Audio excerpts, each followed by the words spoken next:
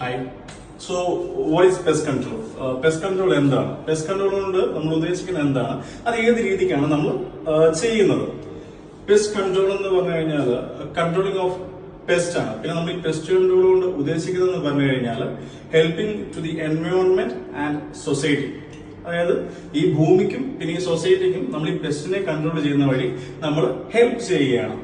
പിന്നെ as per Dubai municipality law പ്രകാരം എല്ലാ 3 മാസം കൂടുമ്പോഴും നമ്മൾ കൊമേഴ്ഷ്യലും റെസിഡൻഷ്യലും ബിൽഡിംഗ്സും അപ്പാർട്ട്മെന്റ്സ് പിന്നെ അതുപോലെ സ്ഥാപനങ്ങളെല്ലാം പെസ്റ്റ് കൺട്രോൾ ചെയ്യണമെന്നൊരു റൂളുണ്ട് ദുബായിൽ. അതിന്റെ മെയിൻ റീസൺ എന്ന് പറഞ്ഞാൽ നമുക്ക് ഒരിക്കലും ഈ പെസ്റ്റിനെ ഇല്ലാണ്ടാക്കാൻ സാധിക്കുന്നില്ല. അതുപോലെ ഹാർഡ് ആയിട്ടുള്ള കെമിക്കൽസ് നമ്മളിപ്പോൾ യൂസ് ചെയ്യുന്നില്ല.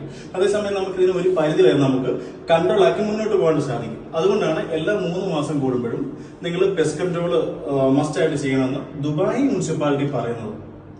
പിന്നെ എങ്ങനെയാണ് നമ്മൾ വർക്ക് ചെയ്യുന്നത്? നമ്മൾ ചെയ്യുന്നതെന്ന് പറഞ്ഞു കഴിഞ്ഞാൽ